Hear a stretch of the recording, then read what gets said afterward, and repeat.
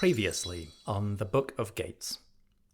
At sunset, the sun god Ra travelled below the western horizon. In his great bark, or barge, Ra left our world, the world of the living. He entered the world of the dead, called the Duat. Ra was not alone. On his boat, he was accompanied by two deities, or two attributes. These were Heka, magic, and Sia, divine perception.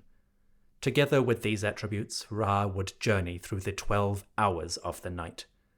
We explored the first 5 hours, and a special interlude, the Great Hall of Osiris. Ra came face to face with the King of the Dead, and he witnessed the judgment of the souls. Those who had acted properly in life received their blessings in the Duat. Those who had not received their punishments. Ra's journey was fraught with dangers, and he was frequently threatened by the great devourer, Apep or Apophis. He also had to deal with Seth, the trickster, chaotic god, who had once murdered Osiris long, long ago. Fortunately, these dangers were overcome, albeit temporarily in some cases. Ra emerged from the Hall of Osiris, safe and sound, and fully rested, ready for the next phase of his journey. Now, the second half could begin.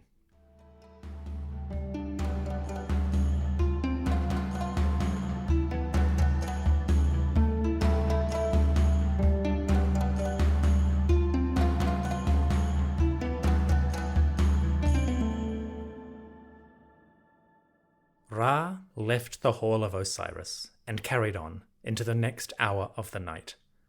This was hour number 6. Hour 6 is a pivotal moment for Ra's journey. Here, exactly halfway through the night, the sun god would undergo a powerful ritual, and he would do something quite interesting. In this hour, Ra came face to face with his own corpse. As Ra's boat, the solar bark, enters the 6th hour, he meets with 12 gods. They are males, with long hair and beards, and they wear an interesting outfit. The gods have kilts, short skirts down to their knees, but on top, they seem to wear shawls. The gods appear wrapped in cloth, kind of like a poncho. The outfits vary in color, from white to yellow to dark red, and the cloth seems to constrict their hands and arms. In fact, we can't even see the gods' arms or what they are holding. The reason for that is simple, but complicated. The 12 gods, wrapped in linen, are carrying Ra's corpse. In the depths of the underworld, the sun god's body itself must be energized. This body is called Shatau, which translates as the mystery. It is not clear if that is the literal name of the corpse, or if it's just a way to obscure the actual name. But these 12 gods have no arms or hands, because they are hidden by the invisible corpse of Ra. That may sound strange. Why reference any of this if you're not going to show it? Well, the hieroglyphs convey the essential information, and the deceased pharaoh would understand what was happening. But in ancient Egyptian thought, words and images had their own power or magic. So something as important as the corpse of Ra, that needed to be protected, hidden from direct view. The artists do not show the body, they merely show its effects. The 12 deities who carry this mystery corpse are partially obscured by it, but the body itself remains safely hidden. The hieroglyphs explain the gap between art and reality. Quote, "The 12 gods are those with hidden arm, who carry the mystery, the sun god's corpse.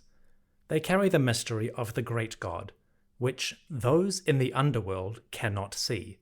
But the dead, the deceased, they can see the mystery when they come to the Ben house, near the place where the corpse of this god is." End quote. Essentially, the living cannot see Ra's corpse because the artists have not drawn it, and minor deities, or dangerous beings within the Duat, also cannot see it. Only the blessed dead, the ones who acted properly in life and gained entrance to the duat, they can see the corpse. The do-gooders are rewarded with a glimpse of Ra's fundamental nature. And when they come to a place called the Ben house, they can see that corpse. The Ben is a reference to creation. When the universe was forming, the first piece of land or matter was called Ben. In ancient Egypt, the Ben itself appeared at the top of obelisks and the peaks of pyramids. So as long as the dead souls visit a necropolis or a temple, they will see the corpse of Ra. The idea seems to be a link between the world of the living, with its physical monuments, and the world of eternity, with its places of mystery and power. The gods carry the invisible corpse of Ra, and the sun god speaks to these deities as they do so. Quote, Ra says to the 12 carriers, "Receive my image, embrace your mysteries, so that you may rest in the Ben house, at the place in which my corpse lies. That which is in me, my essence, is a mystery, and your arm conceals it." End quote. The 12 gods participate in a key ritual.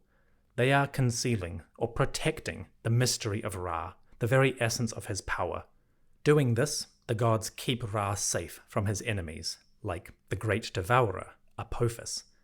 For if Apophis, or any threat, cannot see the corpse of Ra, they cannot consume it.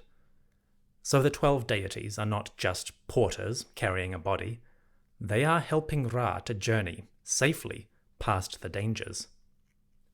The next caption explains this part.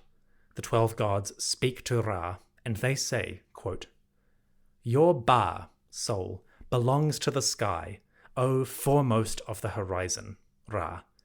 It is your shadow that crosses the mysterious place. Your corpse belongs on the earth, even though you are in the sky. We restore Ra to the sky, since you are separated from the earth and your corpse. You, Ra, breathe when you rest in your corpse, which lies in the duat." End quote.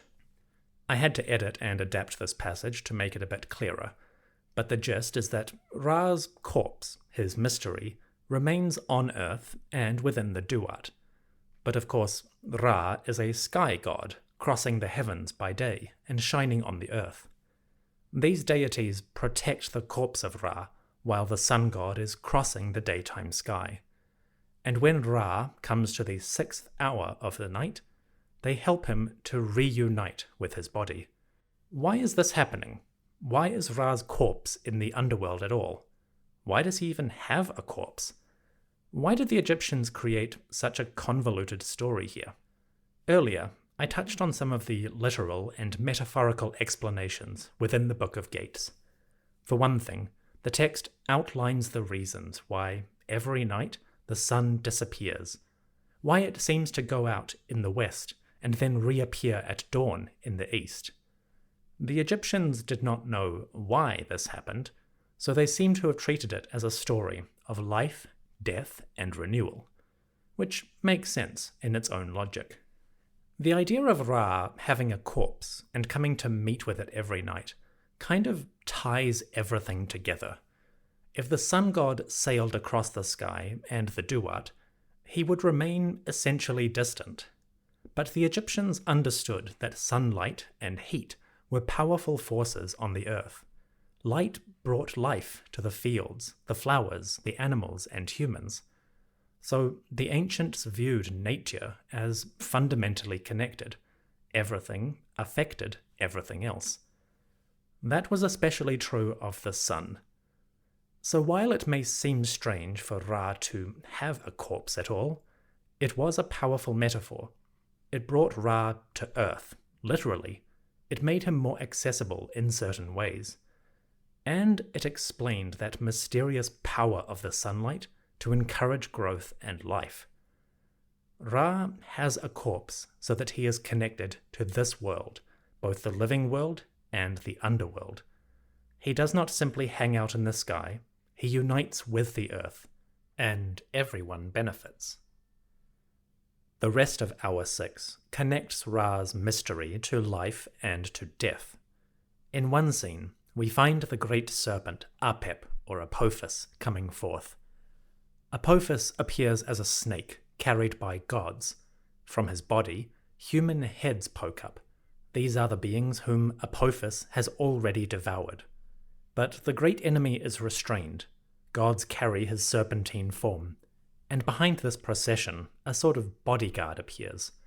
These deities carry forked sticks, the sort you might use to trap a snake on the ground. And when Ra approaches, his power and the bodyguards force Apophis to spit up those he has devoured. Essentially, Apophis comes forth once again as a deadly threat, but the gods are prepared and they restrain him, and Ra, mighty and splendid, undoes the damage he has caused. In another scene, we find a group of mummies. They lie on beds guarded by a snake, a nice snake called Neheb. These mummies are the followers of Osiris, the sleeping ones who are in a state of weariness. In other words, they are the recently deceased.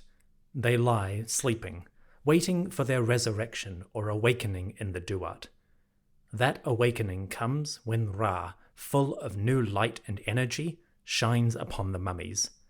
The hieroglyphs give a wonderful description of their rising to new life. Quote, "O ones who are in the Duat, the followers of Osiris, the sleeping ones who are in a state of weariness. The god Duati, a form of Ra, speaks to them, saying, O gods in the Duat, followers of the ruler of the West, Osiris, who are stretched out on their side, lying on their beds, may your flesh rise up, may your bones come together, may you embrace your limbs, may your flesh be united. Sweet breath will come to your noses, your mummy wrappings will loosen, your headdresses or headcloths will uncover, and light will come to your eyes, so that you may see the light through them. Raise yourself from your weariness to receive your fields, the estates that belong to you, and the water that belongs to you, who are content with Ra. For these deceased, their refreshment is water. The serpent Neheb is guarding their corpses, but their souls, their bars, they move to the field of reeds, to take hold of their refreshment. Their offering is bread, their beer is sacred, their refreshment is water. Whoever makes an offering to the deceased on earth, that person will become a mummy on his bed." End quote. That speech summarizes the core message of the Book of Gates. The light of Ra shines upon the deceased and awakens them to new life. They rise from their beds or coffins, shake off their mummy wrappings, and go forth. They receive farmland to till and offerings to sustain their energies. And for the living, the promise is made clear. Anyone who gives prayers and offerings to the dead, to the gods, will receive this treatment in eternity. It is a simple message, simply conveyed, but it captures the essence of the Egyptian Duat.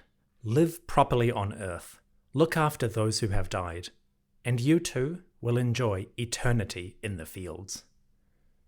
Ra carries on, and he comes to the sixth gate.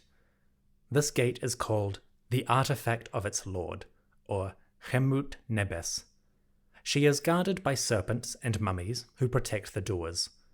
Ra, on his boat, sails up to the gate. His two assistants, Magic and Perception, speak to the guardians. The doors open. The solar barge sails through.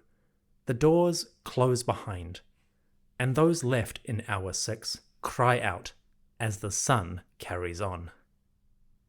That was a long chapter, but it needed to be.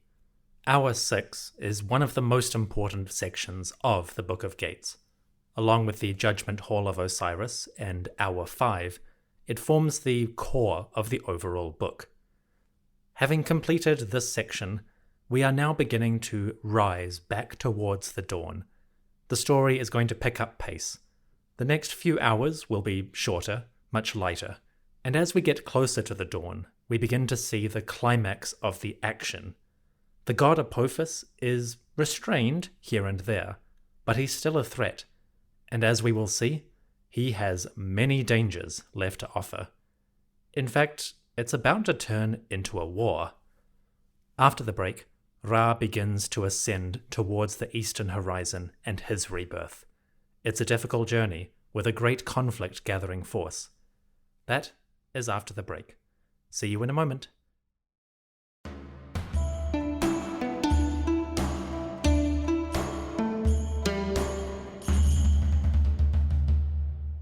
Ra leaves the 6th hour. At this point, he has passed the halfway mark of his journey. He has gone through the deepest, darkest region of the Duat. Now, he is beginning his ascent.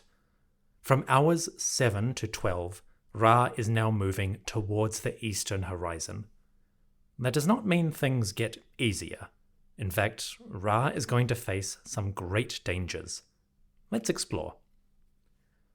Hour 7 is concerned with offerings and supplies.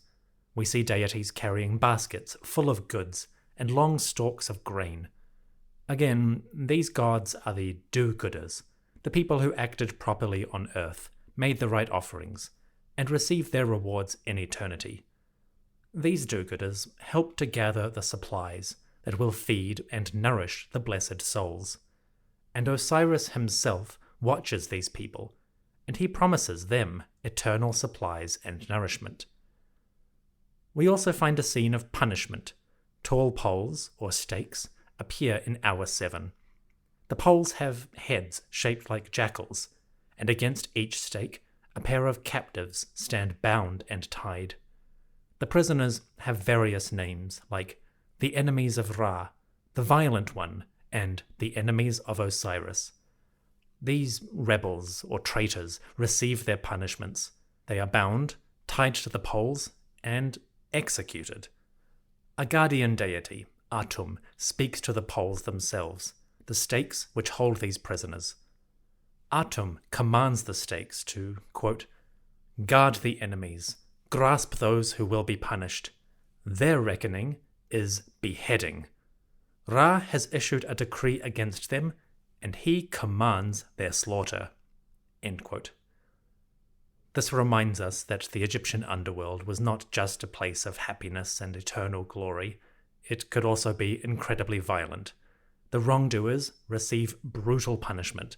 They are bound and beheaded.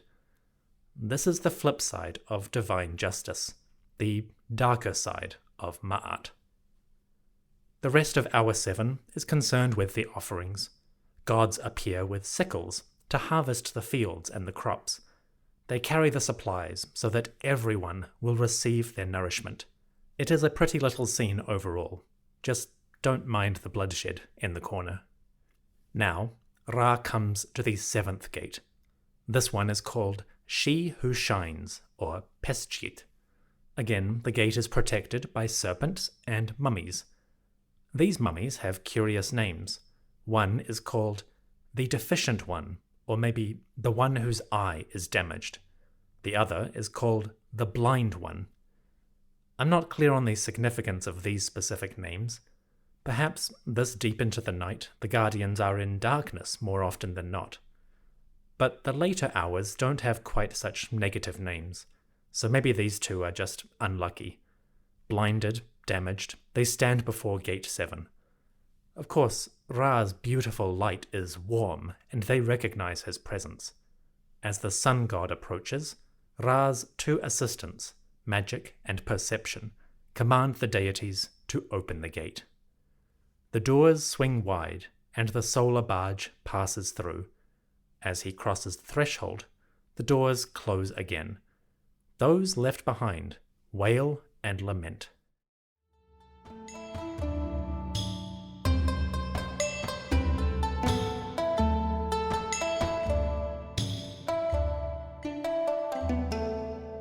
The 7th hour ends, and the 8th begins. Again, this hour is concerned with offerings and provisions. I won't spend too long here. We see deities carrying ropes that have some connection to Ra's mystery or corpse. The hieroglyphs talk about these ropes uncurling and progressing, and as they do, Ra's light shines forth, and his mysteries become powerful. It's an obscure reference, but the rope seems to represent aspects of time. We saw time referenced in the first few hours, when the Book of Gates depicts images of time undergoing renewal and rebirth. The idea repeats itself here in a new form. In Hour 8, the gods are uncoiling a great rope. Apparently, that represents the progress of time. We also find a scene with mummies. These mummies lie on their beds, just like the 6th hour. But this time, the mummies have changed. They are no longer inert, silent, and immobile. Instead, these mummies are in the process of rising. They are shedding their wrappings and shrouds, which appear like mounds of cloth on the beds. The mummies are lifting their heads up, and as they do, they almost look like sphinxes. The mounds of cloth with the heads poking up bear a passing resemblance to sphinx statues. That might be a coincidence, but it might connect with the idea of sphinxes as a symbol of Ra and the new dawn. As the sun god shines his light upon the mummies, they awaken and rise. As they do so, they briefly resemble the sphinx. It's a cool image. Ra comes to the 8th pylon or gate. This gate is called the Glowing One, or Bechechi. Her guardians are snakes and mummies. The mummies are called the Round One and He Who Embraces. They sound nice, like a big huggable Santa figure. Naturally, the guardians bow as Ra approaches, and when Ra's assistants, magic and perception, give the order, the guardians open the gate. The doors swing wide. Ra passes through. Those left behind wail as the great doors shut.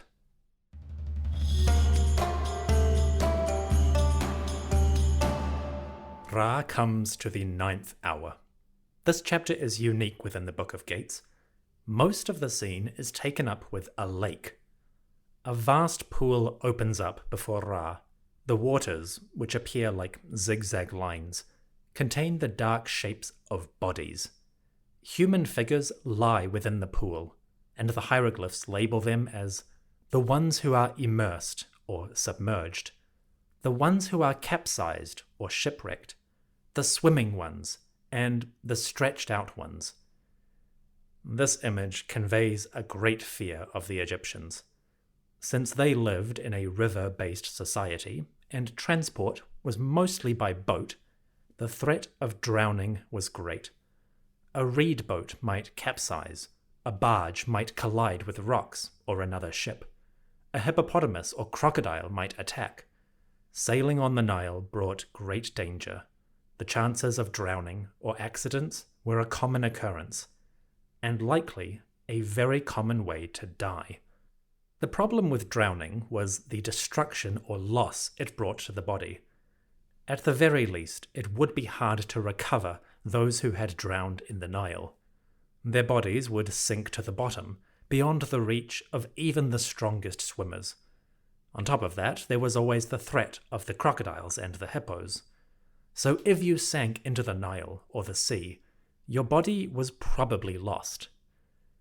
The ancient anxiety around this is quite understandable. Throughout the Book of Gates, we have seen references to the mummies or the bodies of the deceased. But if your body was lost, not preserved, how could you access the Duat? How could you ensure your security and eternal life? You can imagine the fear, that deep animal fear, of anyone who witnessed or experienced this kind of loss. Fortunately, Ra takes care of everyone, even those who have drowned. As his barge sails past this lake and those who lie within it, the hieroglyphs offer hope. They say, quote, "O you who float, who are in the water, look upon Ra who passes by. Ra cares for the gods, and he provides for the spirits. Stand up, you weary ones, behold, Ra cares for you." Ra says to the drowned, "You who are submerged, your heads will rise. You who have capsized or shipwrecked, I give rowing for your arms. You who are swimming, I give speed for your movement. You who are spread out, I give breath for your noses. May you have power over your water. May you be content with your refreshment. Your souls, which are upon the earth, are satisfied. They are not destroyed." End quote. Ra offers assistance to the drowned, so he gives hope to the living. I find this passage quite evocative.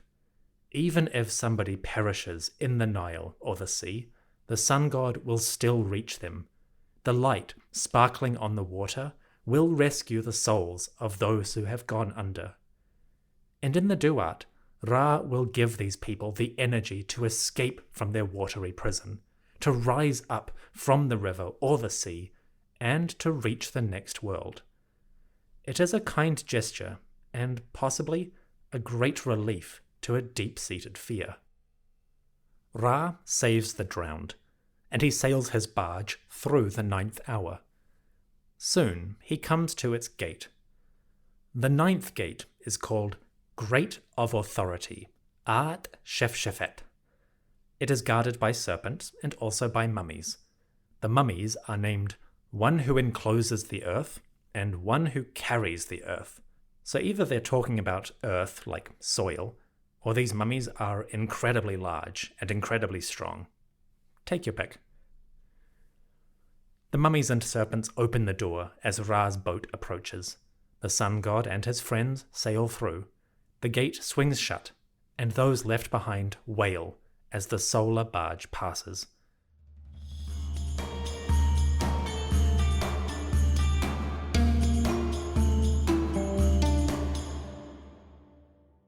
As the 10th hour begins, Ra is coming closer to the dawn. But as he does, the danger also increases. Moving forward, the great serpent Apep, or Apophis, will appear more often. And now, the gods must battle against Apep to protect Ra's journey. This battle rages over the next few hours. We are now entering the 3rd act, so to speak. The fight is on. Ra enters hour 10.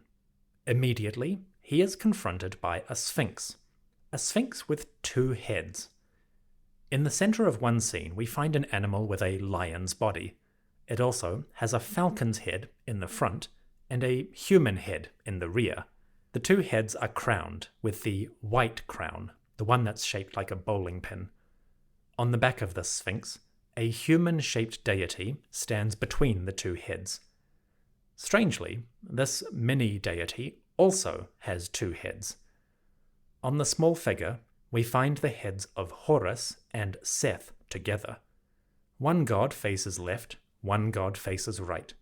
The 2-headed deity is called the One with Double Faces, or Two-Face. He is part of the Sphinx, a manifestation of that animal's power. On either side of this curious image, a battle is beginning. We see 2 groups of deities, each clutching ropes. They have attached their ropes to poles or totems, and they haul on the ropes to raise those poles high. The gods are called the Southerners and the Northerners, a tidy division between the 2 populations of Egypt. The gods pull their ropes to raise the stakes. The significance here is a bit unclear, but it may have something to do with the other scenes unfolding in this hour. You see, while Ra approaches the Sphinx and the rope pullers, other deities are going to war. Most of hour 10 is dedicated to a fight. An army of gods comes forth, clutching spears and nets. There are deities with human shapes and deities with monkey shapes. Together, these warriors face off with a serpent. The great coiled form of Apep, Apophis, rises up against this army. In this scene, Apep is free, unrestrained, and so he poses a direct threat to the sun god. Apophis, Apep, lunges forth, but the warrior deities charge into the fray. The hieroglyphs convey their resolve and their inevitable victory. Quote, "The warriors are like this, carrying their spears. They guard the tow rope of Ra's boat, and they prevent the serpent, Apep, from approaching the boat of the great god. They follow Ra in the sky. These are the gods who fight on his behalf within Nut, the sky. The tow rope is in their hand, and it is fastened to the foot of Khepri, Ra in the dawn. It is these gods who drag Ra into the sky, and they say, Ra comes behind his manifestation, he emerges to the sky. To the sky, Great One! Hail, we place you upon your throne, by means of the tow rope that is in our hands. End quote. The warrior deities face off against Apep, doing battle with the serpent. As they do so, other deities haul on the ropes to carry Ra's boat through the hour. With their help, Ra is ascending towards the dawn, where he will appear in his morning manifestation, Khepri. So it is a moment of great danger, but Ra is not alone. His army is fighting the dragon. Of course, the fight is not over. Not yet. In fact, the war against Apep will continue over the next hours. And it will escalate as Apep brings forth his own army to battle against Ra. The rest of the hour touches on obscure religious ideas. They would take a long time to unpack. But long story short, as Ra is approaching the dawn, his light is bringing new energy to all the deities. Even gods like Horus, Lord of the Sky, King of Humanity, and Seth, the great storm god, even they are strengthened with Ra's warmth. So as the dawn approaches and Ra's rebirth draws nearer, everyone stands to benefit. Ra traverses the 10th hour, and his army faces off with Apep. As they battle, Ra's boat carries on to the 10th gate. This gate is named Gesserit, or Joserit, which means the Sacred One. Joserit is guarded by snakes and mummies, the latter of whom are called the Roaring One and the One who uncovers. It's not clear what he uncovers exactly. Maybe he removes the shrouds or wrappings to free the dead from their coffins. Or maybe he uncovers himself like an exotic dancer. Either way, Ra approaches the gate like a celestial Elvis. The gods are literally disrobing before the king. The doors open, the solar barge passes. Ra has left the building. As the 10th hour ends, Ra's journey is beginning to reach its climax. The great enemy is free, unrestrained, and a battle has begun to rage. After the break, we will explore the final phase of the Book of Gates. As he enters the 11th and 12th hours, Ra will come to the very limits of the Duat. But before he can achieve his great victory, he must overcome his enemy. Will he succeed? We'll find out in a moment.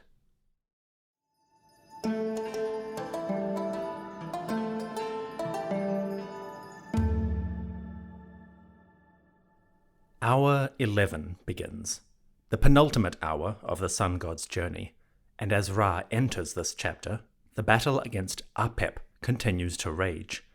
In fact, it is expanding. Apep, Apophis, is no longer alone. He has brought some buddies to assist him. As the army of Ra faces off against Apep, more serpents enter the fray. There are 4 of them.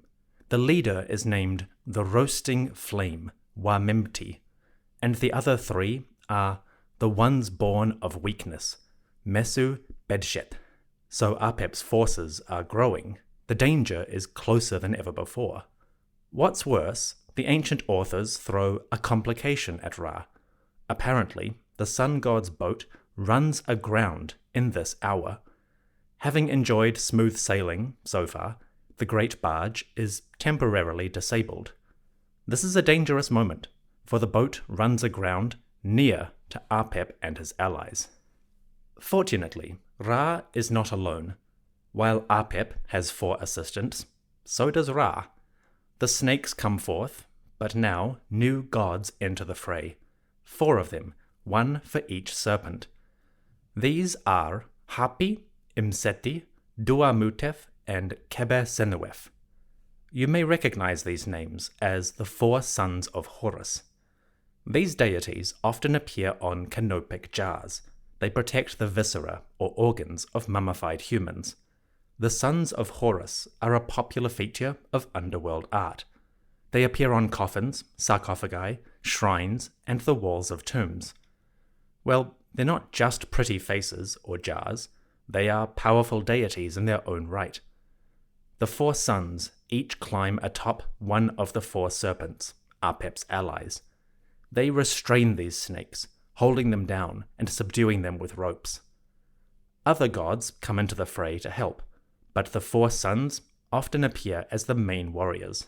So Apep brings new friends, but so does Ra, and the battle inevitably turns against the serpent. In the rest of this scene, long processions of deities come forth. They swarm around Apep, tying him down with ropes. There is quite a collection of them.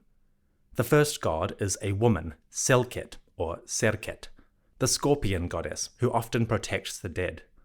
Selket restrains Apep, and in some versions she even climbs on top of the great dragon, bringing him down herself. That still only counts as one. Selket is followed by her troops. These are gods with knives and ropes named the Binders or the Fetterers, Intiu. There are gods who have serpents for heads, 4 serpents each to be precise. They are called Henchiu, the Slaughterers, which sounds wicked. Another group are called Necheru Jajiu, the gods who cut throats. And there is a curious deity who takes the form of a giant fist. In the middle of this scene, emerging from the ground, a huge hand reaches up to grasp the rope which binds Apep down. This fist is called One with the Hidden Body.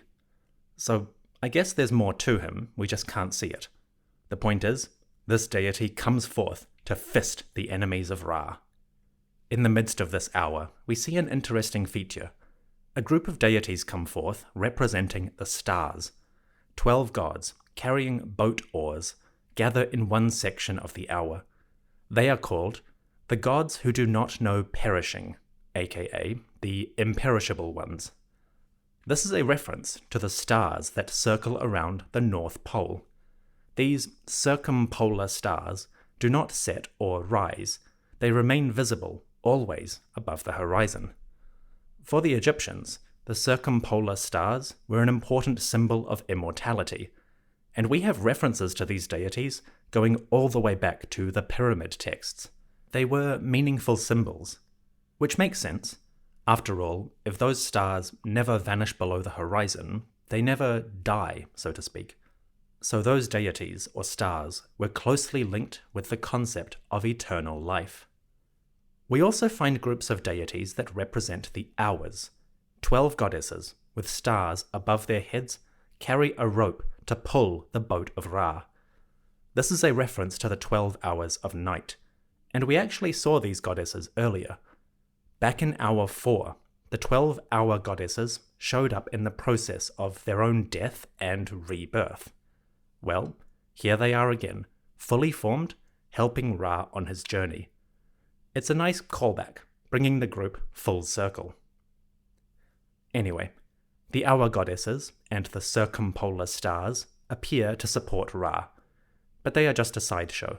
The real action is still underway. Let's get back to the battle. The fight goes on. Various gods are in the fray, swarming around Apep and his allies. Fortunately, Ra's ship, which had been stopped, now gets going once again. Assisted by the hour goddesses, who pull the tow rope, the solar bark lifts off and resumes sailing. As it does, the army of Ra calls out to their lord. Quote, "They, the warrior deities, raise themselves up for Ra when he appears and approaches them. They say to Ra, 'Shine forth, be powerful, dual horizon. Behold, we have overthrown Apep, who is bound in ropes. You do not approach your enemy, O Ra, and your enemy does not approach you. Your safety is established, while Apep is smashed in his own blood. He is punished, while Ra stops at the hour of rest. The serpent is like this. It is Selket who puts on his ropes. Knives are planted into the one who is terrible of face. Apep is restrained." End quote. The battle ends. Ra's warriors are victorious. Selket, the scorpion, ties Apep up into a bundle, and the army lets out a shout of their victory. The 4 sons of Horus subdue the 4 allies of Apep. The conquest is achieved, although Ra and his servants are not quite finished with the snake. The enemy is defeated and restrained, but he must be punished. That will happen in the next hour. Hour number 11 is the final culmination of the struggle. The danger reaches its peak as Apep almost attacks Ra directly.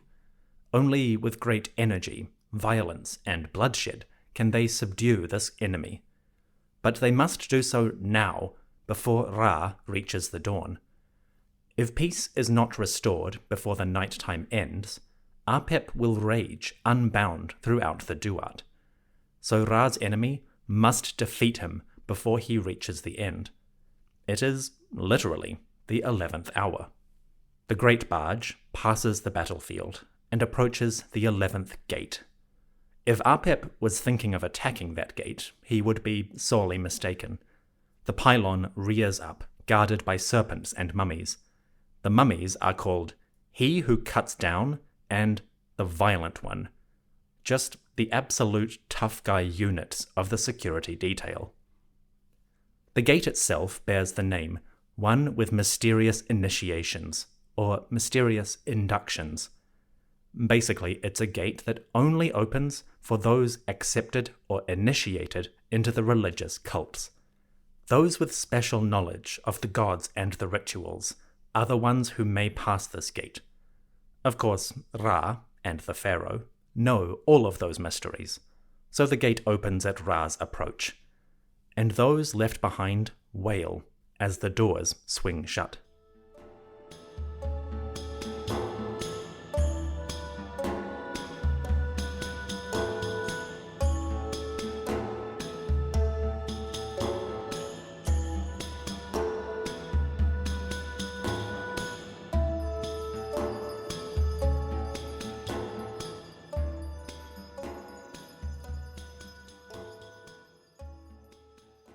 At last, Ra enters the final hour, the final chapter of his journey on the way to rebirth. We are close to the surface, close to the living world, and as a result, we start to see gods representing earthly phenomena. As Ra's boat enters the 12th hour, we see a group of deities holding up discs. The discs kind of look like basketballs, but they represent the sun in its daytime appearance. These gods are going to facilitate Ra's reunion with his earthly form. Hieroglyphs describe these gods. Quote, "They carry the sun disk of Ra, Aten en Rau. It is they who unite the duat with the sky. They do this by means of the disk that is in their hand, and they guard the gate of the land of the dead, until Ra goes to his rest in the womb of Nut." End quote. The deities carrying the sun disks are guardians. They will use these symbols to unite Ra in the duat with his daytime earthly form, and they protect this final hour as Ra prepares to be reborn. Ra is not just going to pop out of the horizon, he will emerge from the womb of the sky goddess. Nut, the Milky Way, stretches her body from west to east. In the dawn, Ra will emerge from her birth canal. So everyone is getting ready for Ra's re-emergence. But he doesn't do it alone. Deities will assist. We also find gods carrying stars. These deities carry the sparkling lights that brighten the sky by night. Of course, some stars also linger into the dawn, glittering while the sun rises over the horizon. These gods also facilitate the transition, as the stars vanish or appear with the movements of Ra on Earth. There are other deities as well, more abstract gods. There is a group of males carrying staffs, who are the ones who establish portions for Ra. They seem to mark out the movements of the god through the sky, and also the offerings he will receive. There are deities with ram heads, who are the ones who nourish the gods who are in the sky with offerings. Deities with falcon heads come forth. They are the ones who established the shine or sunlight, who give a hand to the boat crew which is in the two boats of Ra. They cause the boat's navigation in the sky. So the falcons facilitate the movement of Ra's barge or bark through the daytime sphere. Finally, there are goddesses. 8 women, seated on thrones made of snakes, hold stars in their hands. These goddesses are the morning stars, 4 for the west, 4 for the east. They praise Ra, quote, "After he has gone forth, the child who goes forth in his manifestations, Kepru. It is these goddesses who conduct the rowing of the boat crew in the bark of Ra. They attend to Ra when he comes to this gate." End quote. So as Ra approaches the end of the 12th hour and the beginning of dawn, he is guarded and aided by various deities. Before Ra completes his journey, there is the lingering question of Apep. The great serpent was defeated in the 11th hour battle. Now he must be punished. We see the enemy in a pitiful state. The serpent is chained to the ground, held down while gods come before him. A group of deities, some human-shaped and others with jackal heads, approach Apep. They carry long crooks like a shepherd's staff, and they hold forth knives. These gods are called the Divine Council that punishes Apophis. Quote, "Their staffs are in their hand, and they receive their knives so that they may punish Apep. It is they who execute his slaughter and cause damage to him. The ropes of this rebel, Apep, are in the hands of the children of Horus. The children of Horus grasp Apep when they are in the sky. They put on his bindings or fetters." End quote. Apep is bound, tied to the ground, and the gods bring forth blades against him. The great enemy receives his punishment for threatening Ra and creation. Doing that, the way is clear for the sun god to leave the Duat. The underworld is safe, danger is repelled and restrained. Everyone can rest when the great god leaves. It is time for Ra's rebirth. The sun god enters the final phase of his journey. Here, multiple deities gather to witness and support his departure. A group of baboons appear, carrying hieroglyphs in the shape of human fists. The primates are here to praise the sun god. Quote, "It is they who proclaim Ra in the eastern horizon of the sky. They announce this god with their hands." End quote. The baboons praise Ra in the dawn. Apparently, they use their hands to greet the deity when he rises from the east. That may sound strange, but it does have a scientific basis. Many animal species respond to the dawn in a specific way. As the sun rises, these animals will bask in the light, warming themselves after a cold night.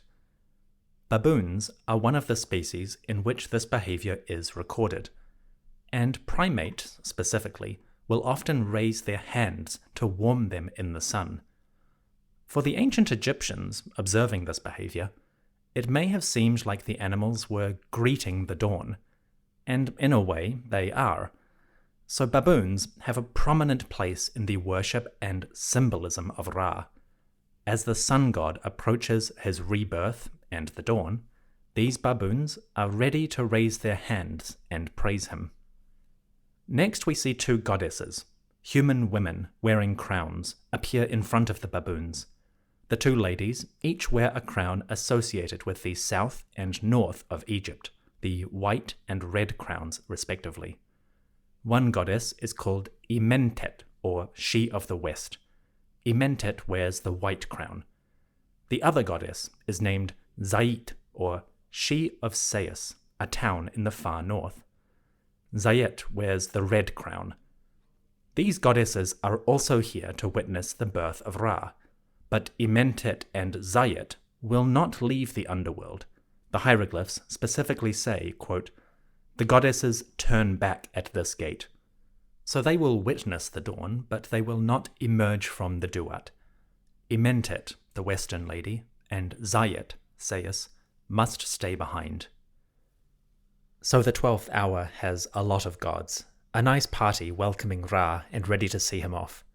We are almost at the end of the group, but there are just a few more deities I want to mention. First, we have some human males who are bent and stooped.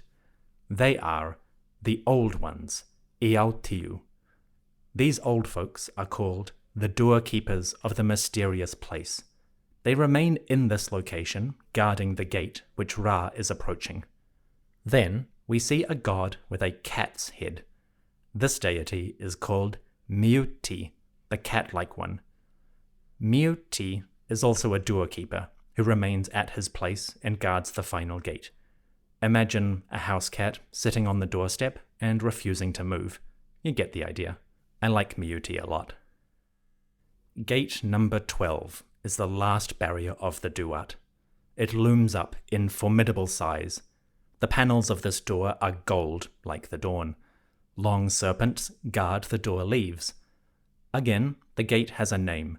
The one of sacred power, Geseret Bau. She has guardians in the form of snakes and mummies. The mummies are called the Destroyer and the one who is in the half-light, the light just before sunrise. There are also 2 poles or totems in front of this gate. The totems rise up tall and strong, and they have human heads at the top. The totems have names. One is Khepri, or Ra at the dawn. The other is Atum, the one who is complete. These great gods, Khepri and Atum, manifest as these totems to guard the final door, and they come to bear witness to Ra's passing and rebirth. Khepri and Atum are both heavily associated with Ra in ancient Egyptian religion. Khepri is the beetle, and Ra often appears as Khepri in artistic scenes. Atum, meanwhile, is one of the great creator gods, and in temples he is often connected directly with Ra. So as the final moment approaches, 2 of the most important deities are here to witness, protect, and participate in the rebirth to come. The solar bark approaches gate number 12. On the boat, Ra's 2 assistants, Heka, or magic, and Sia, perception, utter their final commands. Sia calls out to the gate, "Open your door for Ra. Unlock your door for the horizon dweller, Aketi. He, Ra, has gone forth from the duat, so that he may rest in the womb of Nut, the sky goddess." At Sia's command, the vast gate, she of sacred power, opens wide. Ra, on his boat, passes out of the underworld, entering the sky of our world. His rebirth is here. The gate swings shut behind, and those left in the underworld now find darkness, or night, descending on their lands. The duat dwellers cry out, wailing, as their day ends and the earthly day begins. The journey is complete. Ra is victorious.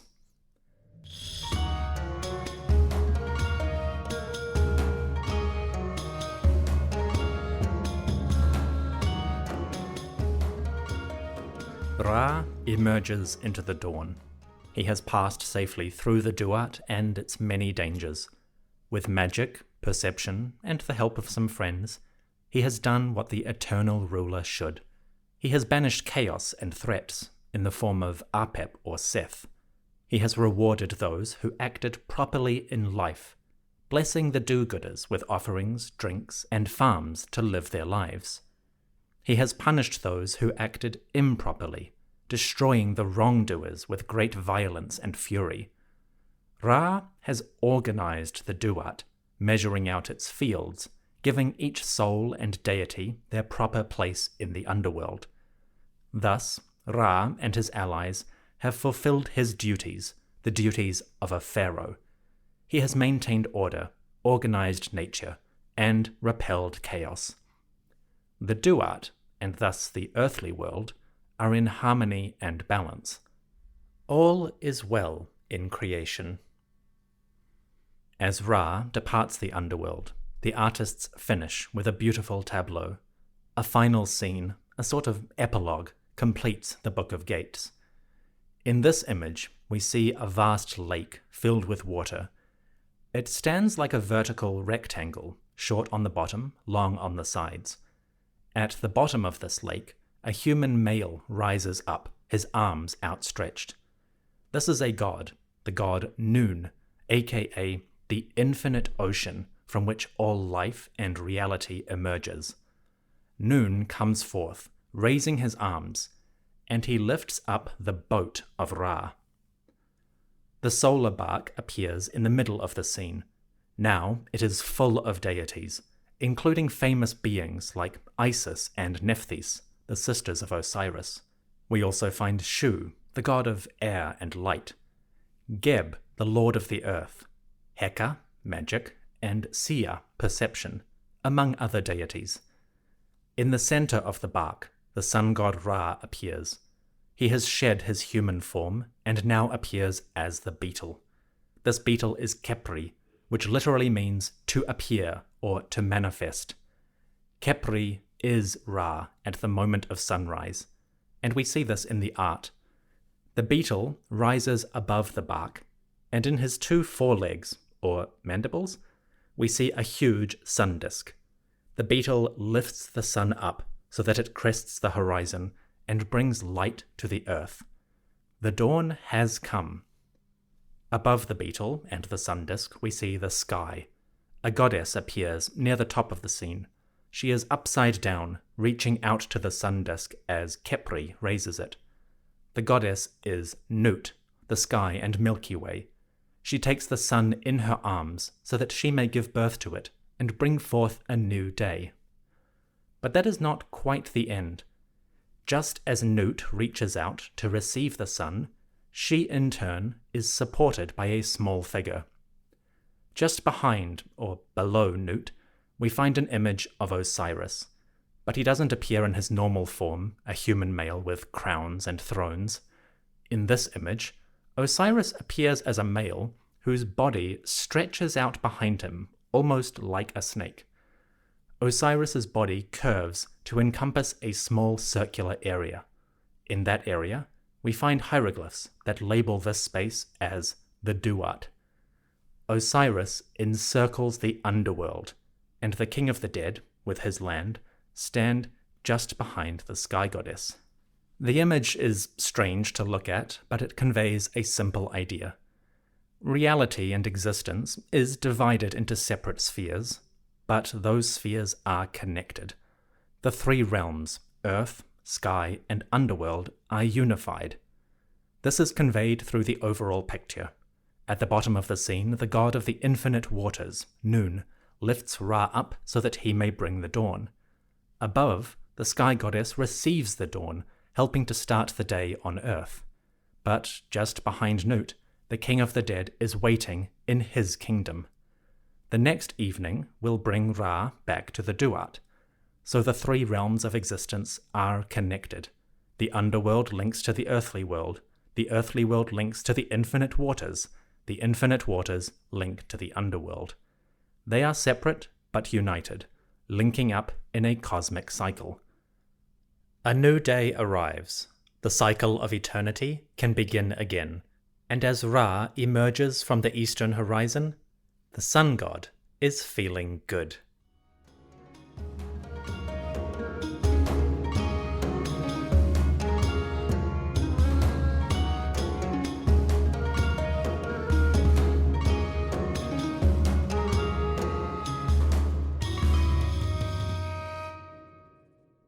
Thank you for listening to the History of Egypt podcast. I hope you have enjoyed this journey through the Duat and Ra's rebirth. The Book of Gates is a fascinating work, full of strange imagery and obscure references. I wish I could explore it in greater detail to uncover the various metaphors and insights that it offers. Alas, the book is vast, running dozens of pages when translated to English. Hopefully, the future will offer us opportunities to revisit parts of this book. After its first appearance in the royal tomb of Haremhab, the Book of Gates would show up in many royal burials. The pharaohs' tomb chambers, even their sarcophagi, bore scenes and images from this book. So we'll see the Book of Gates again, and maybe there will be chances to dive into smaller scenes or references. For now, we must bid farewell to the Duat and the Land of the Dead. My special thanks to Luke Chaos, who produced the musical interludes you heard between each hour. These little pieces are covers of a wonderful album called Demon Days by the band Gorillaz. The Demon Days album released in May 2005.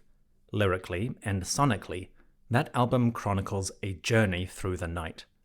I love this album, so I reached out to Luke to see if he could ancientify some little excerpts. The result was, I think, delightful. I hope you have enjoyed the tunes. A special shout out to Catherine, who was the first person to correctly identify the songs. Catherine, you have sharp ears, and surely the sun god will bless you with knowledge of his divine mysteries. The podcast will return in 2 weeks when we begin the 19th dynasty. I hope life treats you well in that time, and I will see you soon. Before I go, let me extend my thanks to the priests: Ashley, Martha, Stephen, Nidin, Kyla, Evan, Kendra, Andy and Chelsea, Mycost, Yola, TJ, Terry, and Linda. These are the fine folks who support the show at the priest level tier on patreon.com. With their incredible generosity, we can afford the religious texts like the Book of Gates, and they allow me to take the time that I need to really dive into these works and get to grips with some of their more obscure meanings. Personally, I really love exploring these religious texts. I find them strangely inspiring, and they help me reconnect with the world around me. So I look forward to doing more of these in the future. And chances are, we'll get the chance to revisit important works like the Book of the Dead, to explore them with new eyes and greater detail than I was able to do in the past. Point is, thank you very much to the priests, and to all the people who support the show on patreon.com/Egypt podcast. Your kindness is most appreciated. I am in your debt. That's all from me. I'll see you in 2 weeks. Take care, and may the great sun god bless your days. May he bring sunlight to you, to all the animals, and to nature, and may you enjoy the blessings of his glorious light.